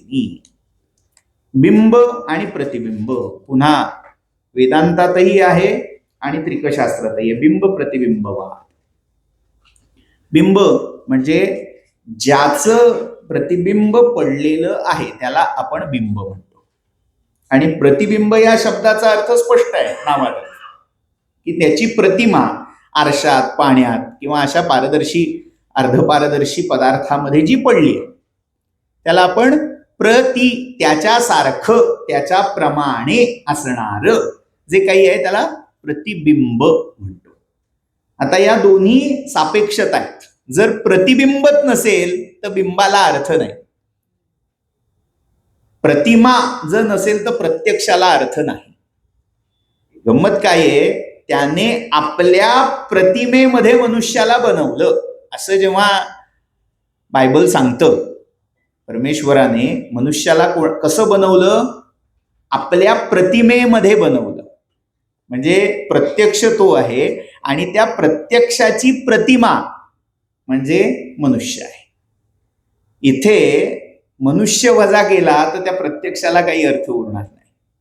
आणि ते प्रत्यक्ष म्हणजे परमात्मा वजा केला तर त्याच्या प्रतिमेला म्हणजे त्याच्या प्रतिबिंबाला म्हणजे आपल्याला अर्थ होणार नाही. काल मी जे सांगितलं, जीव आणि शिव का गरजेचे, ती संवित्ती दोन्हीकडे खेळते. आता याच दृष्टांताचा दुसरा चेहरा लक्षात घेऊया. असं मानूया, असं धरूया की आपण आरशासमोर उभे आहोत आणि आपल्या मागे एक छान भिंत आहे, छान रंग दिलेला आहे, चित्र आहे त्याच्यावर, आणि असं आपण त्या आरशामध्ये आपलं प्रतिबिंब पाहतो आहोत. आणि पाहता पाहता पाहता असं झालं, पटकन तुम्हाला त्या खोलीतनं कोणीतरी बाहेर काढून टाकलं, खोलीचं दार लावून टाकलं. आता तिथे प्रतिबिंब उरलं का?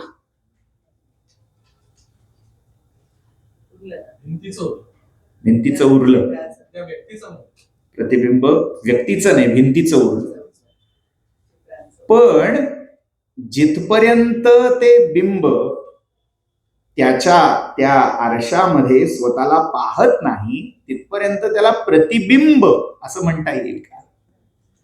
म्हणजे जिथपर्यंत तिथे पाहणारा नाही. भिंत पाहू शकते का? म्हणजे आता आपण लौकिकाची भिंत पाहू शकते, भिंत चालू शकते, हे ज्ञानोबांच्या बाबतीत शक्य आहे. आपण आपल्या बाबतीत बोलतोय. काय झालंय, ती भिंत पाहू शकत नाही, त्यामुळे तिच्या दृष्टीने ना बिंब ना प्रतिबिंब. बरोबर आहे. उत्तर एवढंच आहे की तिथे पाहणारा खोलीत कोणी नाही म्हटल्यावर तिथे प्रतिबिंब नाही. अजून थोडं आधुनिक तंत्रज्ञान आणूया. सीसीटीव्ही कॅमेरा बसवला, तुम्ही नाही आहात, पण तरीही भिंतीचं प्रतिबिंब तिथे असेल. तुम्ही म्हणाल की भिंतीचं प्रतिबिंब पडलंय का? कारण जरी खोलीत तुम्ही नव्हतात तरी पाहणारा कुठनं तरी ते सगळं पाहत होता. द्रष्टा, दृश्य. मग पुन्हा सायकोलॉजीला शरण जावं लागतं. श्रोडिंजर्स कॅट, श्रोडिंजरचीच ना, मी चुकतच म्हणजे माझा काही फार अभ्यास नाही, मला आठवलं एकदम काहीतरी मधनच. त्याने असा एक प्रयोग केला. फार मोठा तत्वज्ञ होता. एका बॉक्समध्ये, बंद बॉक्समध्ये, म्हणजे हे काल्पनिक आहे असं केलं नाही त्याने, एक टाइम बॉम्ब सेट केला आणि आत एक मांजर टाकली, लॉक करून टाकला तो बॉक्स, आणि त्या ठरलेल्या वेळेवर तो बॉम्ब आत फुटला. तर काय झालं असेल बॉक्समध्ये?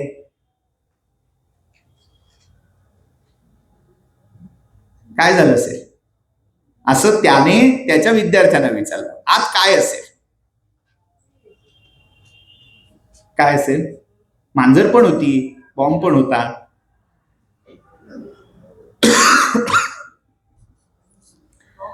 त्याचं उत्तर इतकं गमतीशीर आहे. तत्वज्ञानामधला जैनांचा जो सप्तभंगी नय आहे तो समजून घ्यायचा असेल तर ते उदाहरण बघावं. तो म्हणतो कदाचित आत मांजर असेल, कदाचित स्फोट होऊन ते मेलेलं असेल. असलंच तर बॉम्ब आणि मांजर दोन्ही असतील, नसलंच तर दोन्ही नसतीलही. आणि जर असं काही झालं तर या दोन्ही गोष्टी म्हणजे मांजराने बॉम्बला संपवलं असेल किंवा बॉम्बने मांजराला संपवलं असेल, या सगळ्या ज्या संभावना आहेत त्या सगळ्या त्या बंद डब्यामध्ये, बंद बॉक्समध्ये आहेत.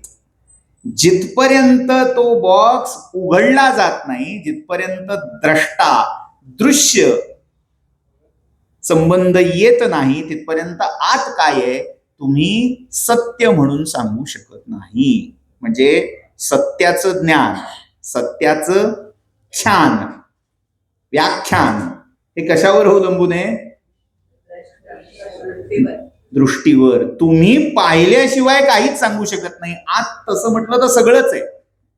तिथे नसूही शकेल, असूही शकेल. स्याद अस्ति, स्याद नास्ति, स्याद अस्ति चेद वक्तव्यम, स्याद नास्ति चेद वक्तव्यम, अवक्तव्यम. काय म्हणायचंय ते म्हणून घ्या. 7 प्रकारच्या तऱ्हा सगळ्या कशातही काहीही असू शकेल, पण त्यातलं सत्य काय असेल जे तुम्ही उघडल्यावर दिसेल. हे मी उद्धृत करण्याचं कारण असं, तया नाव दृश्याचे होणे संवित्ती द्रष्टृत्वा आणि जेणे बिंबा बिंबत्व झालेपणे प्रतिबिंबाचे मी. तो स्वतःला पाहतो म्हणून ते प्रतिबिंब आहे असं म्हणता येतं. जीव हा शिवाचं प्रतिबिंब आहे असं केव्हा म्हणता येईल? जेव्हा तो शिव पाहणारा होईल तेव्हा ते प्रतिबिंब झालं असं म्हणता येईल. पण त्याच्यातलं द्रष्टृत्व काढून टाकलं, पाहणारच कोणी नाही, तर मग हे प्रतिबिंब आणि हे बिंब असं म्हणणं योग्य नाही. म्हणजे थोडक्यात जीव शिव हा जो भेद तुम्ही मानला आहात तो प्रस्तुत नाही. पुढे हे स्पष्टीकरण स्वतःचे या बुबुळा तो जेव्हा येईल तेव्हा याचं अजून स्पष्टीकरण येणार आहे, म्हणून मी आता थोडा विषय मागे छोटं फक्त क्लॅरिटीसाठी हा जो शब्द आहे हा द्रष्टृत्व असा हो पाहिजे ना? हो हा तिथे बरोबर हा तो द्रू झालाय तिथे द्रष्टृत्वा. आता दोन्हीकडे ती वाटी पडली. हा द्रष्टृत्वा आणि जेणे. 18वी ओवी. तेवी आपणची आपुला पोटी आपण या दृश्य दावित उठी द्रष्टा दृश्य दर्शन त्रिपुटी मांडे ते हे. इथेही द्रष्टा असं हवंय, दृष्टा नाहीये, द्रष्टा हवंय. तेवी आपणची आपुला पोटी. त्याप्रमाणे तो जो एक आहे ती संवित्ती आहे ती आपणच आपल्या पोटी आपण या दृश्य दावित उठी स्वतःच स्वतःला दाखवत ती उठली. म्हणजे कल्पना करूया अशी माती पसरलेली आहे आणि त्या मातीला माती पाहायची आहे म्हटल्यावर काय झालं, ती जरा अशी उभी राहिली आणि माती कशी आहे ती असं वरून बघायला लागली. तसं ती जी संवित्ती आहे तिला तिच्या पोटी काय आलं की आता आपण आपल्याला पाहावं म्हणून आपणची आपुला पोटी आपण या दृश्य दावित उठी द्रष्टा दृश्य दर्शन त्रिपुटी मांडे ते हे. वेदांतातली जी त्रिपुटी आहे, द्रष्टा म्हणजे पाहणारा, दृश्य म्हणजे जे पाहिलं जात आहे ते, आणि पाहण्याची जी सगळी प्रक्रिया आहे ती आहे दर्शन. ही त्रिपुटी त्या एका तिच्या पोटी आलेल्या इच्छेसरशी झाली. म्हणजे हे कशामुळे झालंय म्हणून ज्ञानेश्वरीत एक शब्द सारखा माऊली वापरतात, आदि संकल्पाचे निवेरी. आदि संकल्प स ऐक्षत, इक्षत्याधिकरण ब्रह्मसूत्रातच आहे. ते जे ईक्षण आहे, ऐक्षण आहे, इच्छा. इच्छा इच्छा नुसती नाहीये, ती पाहणी आणि इच्छा आहे. ईक्ष हा जो धातू आहे ना तो गमतीशीर आहे. तो पाहणं असंही दाखवतो आणि इच्छा करणं असंही दाखवतो. त्यामुळे ते जे सापेक्ष पाहणं आहे त्यातून हे सगळं आलेलं आहे. तसं त्या संवित्तीला किंवा त्या वटेश्वराला असं समजूया, संवित्ती इज वटेश्वर, त्याला अशी उर्मी आली की माझं मला पाहावं. आता पाहायला दुसरं कोणी नसल्यामुळे एकच एक ती संवित्ती असल्यामुळे तिने त्रिपुटी मांडली, त्रिपुटीचा खेळ मांडला. थोडं जड होतंय, कल्पना आहे मला.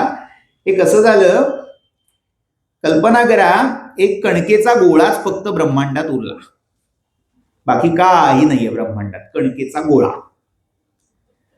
आता त्या कणकेच्या गोळ्याला आली संवेदना, म्हणाला चला घरचार मांडूया.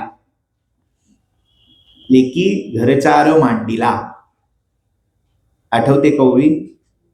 एक लहान मुलगी होती, तिला कंटाळा आला, म्हणाली चला भातुकली खेळूया.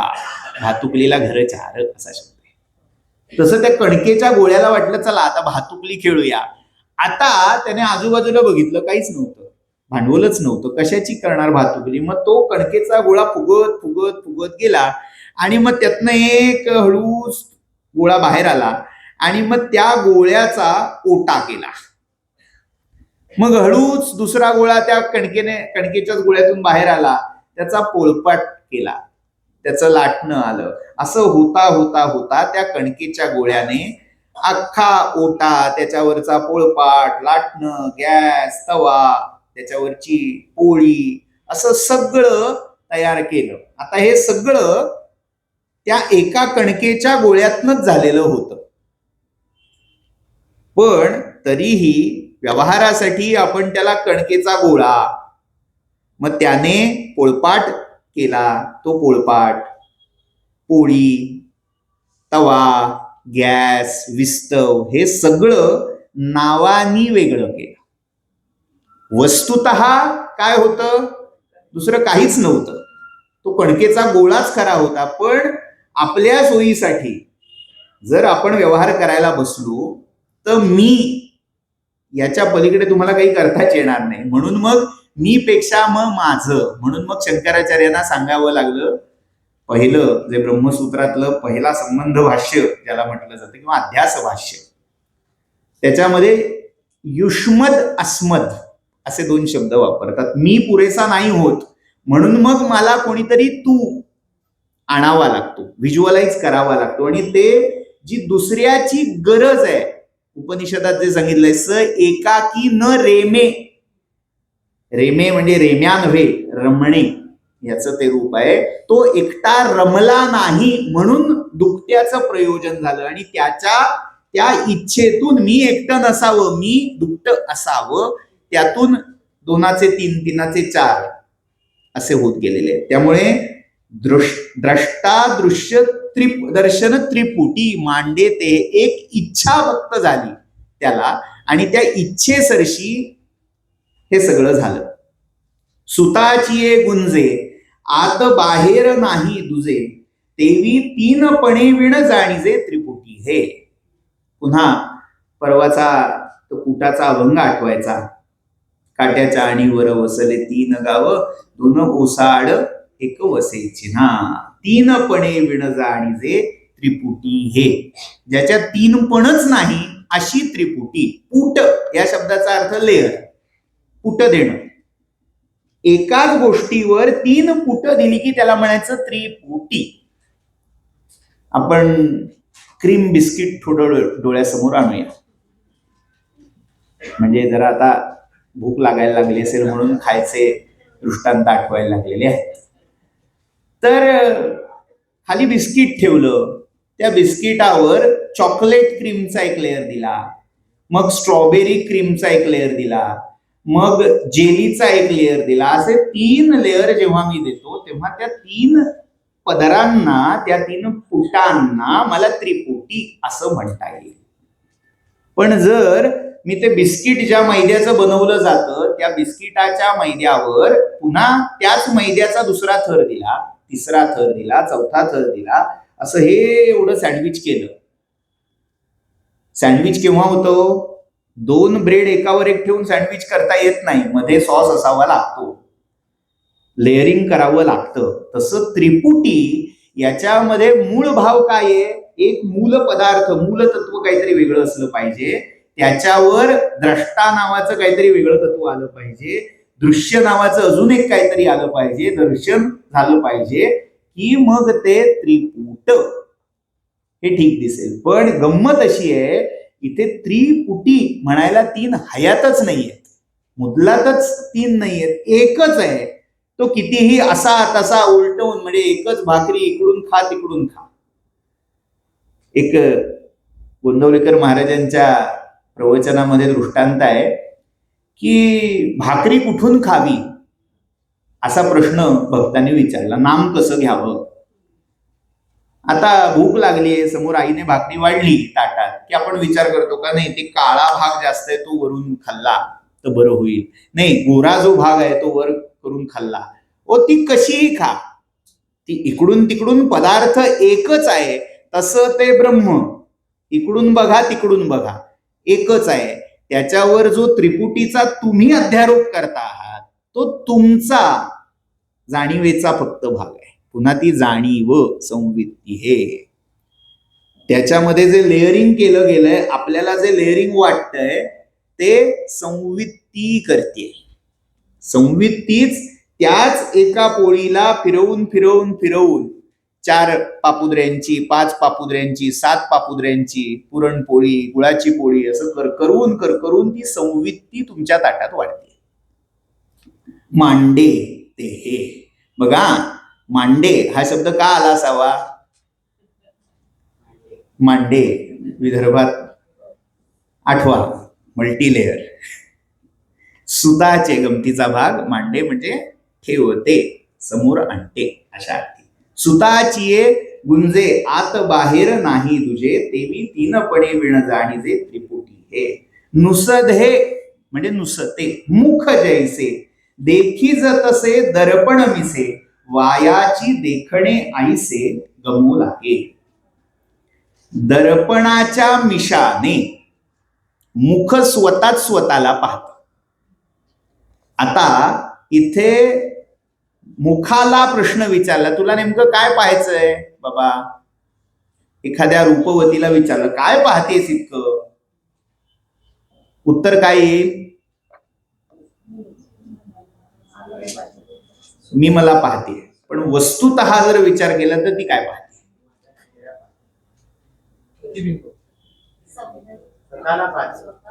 आरसा पाहते. दर्पणे विण. तिला विचारलं काय पाहतेस बाई? प्रयत्न मला पाहण्याचा आहे, पण पाहिलं काय? डोळ्यासमोर आलं काय? आरसा. मग त्याच्यातला तत्वांश वेगळा केला की नाही, आरसा ही स्थूल गोष्ट आहे, काहीतरी पदार्थ आहे, पण त्या आरशात नेमकं काय पाहते? पुढे आलं प्रतिबिंब. मग ते प्रतिबिंब कोणाचं आहे? मग ते स्वतःला म्हणजे मला पाहते. म्हणजे देहबुद्ध्या आरसा, जीवबुद्ध्या प्रतिबिंब आणि आत्मबुद्ध्या मी मला. नुसधे मुख जैसे देखीज तसे दर्पण मिसे, वायाची देखणे ऐसे गमू लागे. मग एकदा हे कळलं की वायाची देखणे बघणं वायाच आहे. कशाला बघायचं? जर मी माझं मलाच पाहतोय तर पाहण्यासारखं काय आहे असा प्रश्न नाहीये का? आपल्याला असं होतं ना, आपलंच थोबाड जर बघायचं असेल तर काय पाहायचं? पिक्चर. कल्पना करा, आपण पिक्चर कशाला पाहायला जातो? नाटक का पाहायला जातो? तुम्ही इथे काय पाहायला आलात? ऐकायला आलात मला मान्य आहे. काय पाहायला आलात? समजा सपोज दॅट उद्या AI ने अशी क्रांती झालेलीच आहे. आता माझा आवाज म्हणजे जे काही मी आता बडबड करतोय ती तुम्हाला घरी बसल्या तुमच्या चेहऱ्याच्या स्क्रीनवर, म्हणजे स्क्रीनवर तुमचा चेहरा दिसतोय आणि हे सगळं तत्वज्ञान अगदी याच सुंदर सरस, मी माझ्या याला सुंदर सरस म्हणत नाही, ज्ञानोबांच्या ओव्याना म्हणतोय, त्याच सरसतेने तुमच्याच चेहऱ्याकडून तुम्हाला ऐकायची सोय झाली. सगळे वेदांत ऐकायचं सोडून देतील. कितीही असं वाटलं ना, छान कल्पना आहे, 1-2 दिवसानंतर नॉशा येईल वेदांताचा. लिहून ठेवा. म्हणजे हे अतिरंजित किंवा अतिरेकी विधान वाटेल, पण आपल्याला जो रस वाटतो तो द्वैतामुळे वाटतोय. कोणीतरी दुसरं डोक्याला डोकं देणार आहे म्हणून आपण तो सगळा खटाटोप करतोय. ज्या दिवशी असं आपलाच अनुभव, कल्पना करा, अनेक वेळा गृहिणीचं असं होतं, म्हणजे एकटी घरात बाई असली की ती स्वयंपाक करत नाही. उत्तम गृहिणी असते, उत्तम स्वयंपाक येत असतो, पण एकटी असली की ते मऊ भात तरी करेल, पेस्ट तरी करेल आणि खाऊन टाकेल. एवढे उत्तम उत्तम पदार्थ करता येतात, पण ती खायला कोण आहे? मी आहे की, खाणारी मी आहे, पण नाही केलं जात का? स एकाकी नरे.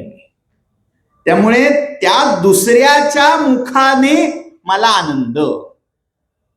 पुन्हा ठाकूरांचं उदाहरण इथे आठवतं. रामकृष्ण परमहंस जेव्हा अगदी शेवटच्या मृत्यूशय्येवर होते, कॅन्सर, थ्रोट कॅन्सर झाला होता आणि कुठलाही अन्नाचा एक तुकडा गळ्यातनं खाली उतरणं दुरापास्त होतं.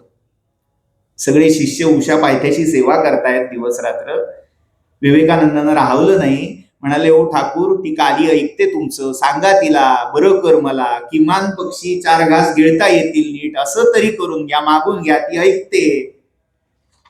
रामकृष्णाने दिलेलं उत्तर फार महत्वाचं आहे. ते म्हणाले, अरे नरेन, मी विचारलं, तिला सांगितलं की अगं गिळायचं तेवढं बघ. त्यावर ती म्हणाली, अरे नरेन, खातो ते तू नाही का खात? नाग महाशय खातात ते तू नाही का खात? हे सगळे खातायत ते तूच नाही का खातेस? म्हणजे ही वरची अवस्था आहे की तिथे माझा आनंद, माझा उपभोग, माझा भोग हा या देहाला इथे नाही, तो तिथे गेला तरी त्याचा भोग, त्याचा समाधानांश, त्याचा संतोष हा इकडे उमटतोय. दुजे विण संवादू हा इथे होतोय. त्यामुळे नुसधे मुख जैसे, देखीज तसे दर्पण मिसे, वायाची देखणे ऐसे, गमू लागे तैसे नवचता भेदा, संवित्ती गमे त्रिधा, हेची जाणे प्रसिद्धा उपपत्ती या. इथे एवढीच युक्ती, एवढीच उपपत्ती आहे, एवढीच संगती आहे. हे लक्षात ठेव की ही एकटी संवित्तीच त्रिधा होतीये. जाणीवच 3-3 रूप घेऊन तुमच्या समोर येते. म्हणजे माझ्या आठवणीनुसार एक कुठलं तरी पिक्चर का नाटक असं होतं की ती एकच नायिका 3-3 वेगवेगळी रूपं घेऊन त्या नायकाला फसवत होती. तसाच एक नंतर दुसरा अपरिचित नावाचा एक सायको मूव्ही पण आला. त्याच्यात तो नायक होता, तो 3-3 वेगवेगळी रूपं घेऊन एकाच नायिकेला फसवत होता. तसं इथे फसवणारी नायिका कोण आहे? ही संवित्ती ही नायिका आहे. ती एकाच वेळी 3-3 रूपं घेऊन दुसऱ्या कोणाला नाही, स्वतःला रिझवते. तो मी नव्हे, हा, तो मी नव्हेच, बरोबर.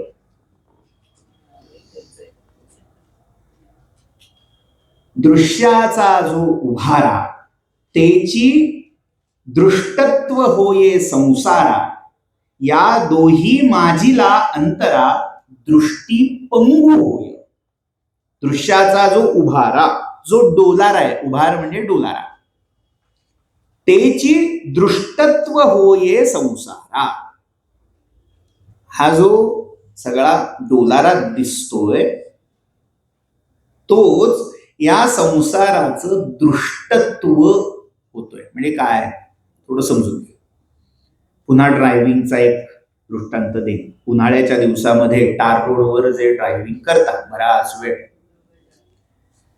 थोडं ऊन तापायला लागलं की रस्त्यावर पाणी दिसायला लागतं. आता तिथलं दिसणारं पाणी, मी मृगजळाचा मुद्दामून दिला नाही कारण ती जुनी झालेली उपमा आहे. आपण आता वाळवंटात तितके फिरतही नाही आणि मृग ही नाही. तर ते जे दिसणारं पाणी आहे ते वास्तविक नाहीये, ते तेवढ्या पुरतं आहे. म्हणजे बरेच वेळा आभास या पलीकडे त्याचं काही अस्तित्व नसतं. पण असं असलं तरी आभास म्हणून का होईना तिथे त्याचं असणं हे नोंदवलं जातं. अजून थोडं तत्वज्ञानाच्या प्रांतात शिरायचं झालं तर रामानुजाचार्य विशिष्टाद्वैत, त्याच्यामध्ये त्यांनी एक ख्याती मुद्दामून सांगितली, सत्ख्यातीवाद म्हणून प्रसिद्ध आहे. म्हणजे काय, यथा शुक्तिकायाम रजत, म्हणजे शुक्तिका म्हणजे शिंपला. कोणीतरी एक नायक समुद्राच्या किनाऱ्यावर गोव्याला फिरायला गेला आणि लांबून त्याला दिसलं की एका ठिकाणी त्या किनाऱ्यावर चांदीचे बरेच तुकडे असे पसरून ठेवलेले आहेत. आनंद झाला, धावत सुटला धावत धावत धावत तिथे गेल्यावर त्याच्या लक्षात आलं चांदीचे तुकडे नाही त्याचे, शिंपले, पांढरे शुभ्र शिंपले, आणि त्या प्रकाशाचं परावर्तन झाल्यामुळे ते लांबून चांदीच्या तुकड्यांसारखे दिसले.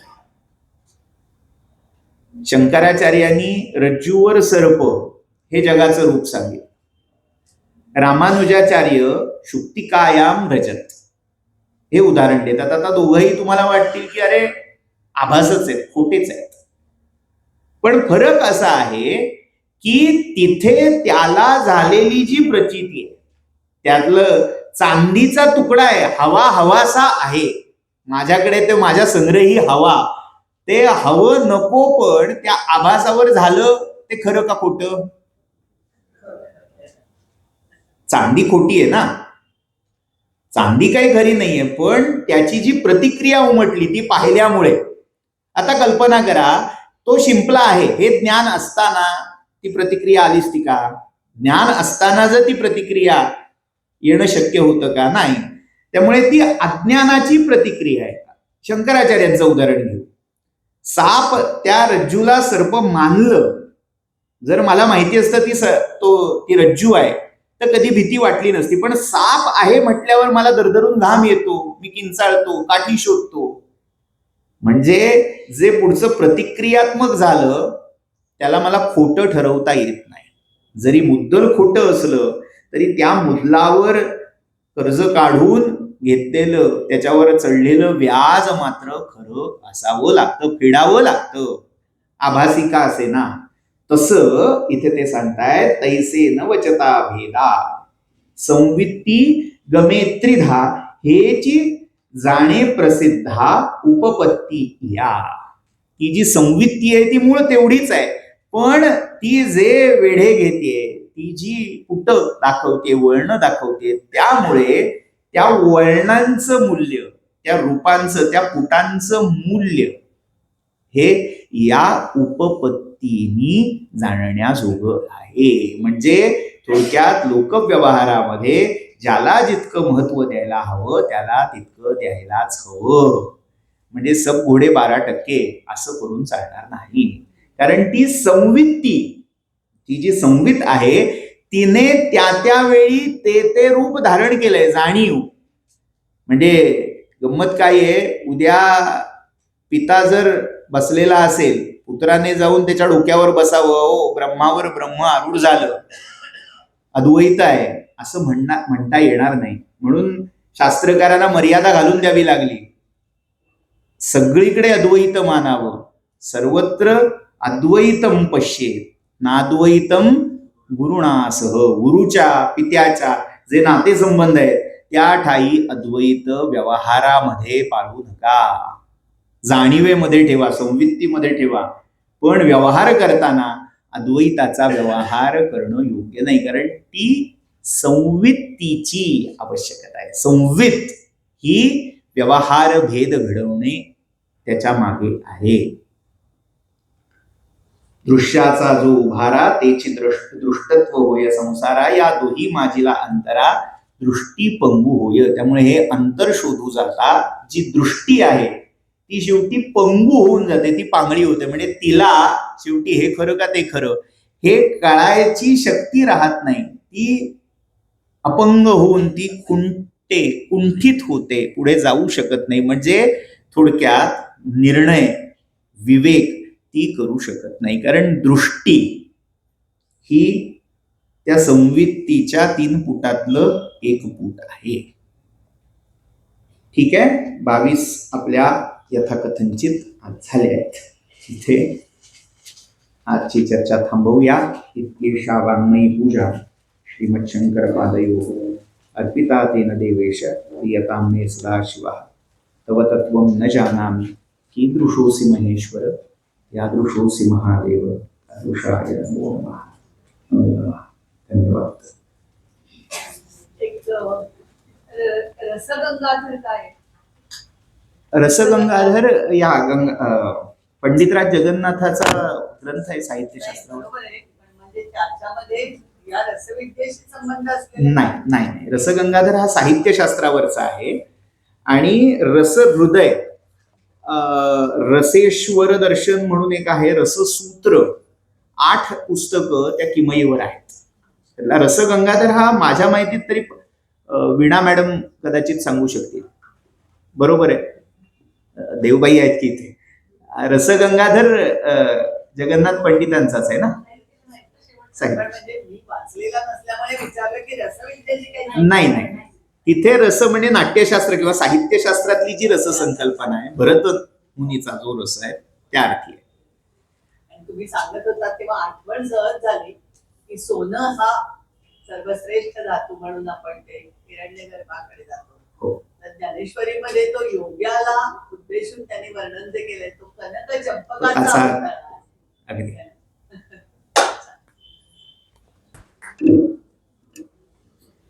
आपण आज व्याख्यान ऐकता ऐकता खरंच आरशातच पाहत होतो असं म्हणावं लागेल. म्हणजे गालिब म्हणतात ना, न था कुछ तो खुदा था, कुछ न होता तो खुदा होता, डुबोया मुझको होने ने, न होता मैं तो क्या होता. मी आहे म्हणून मला ईश्वरापासून मी दूर आहे.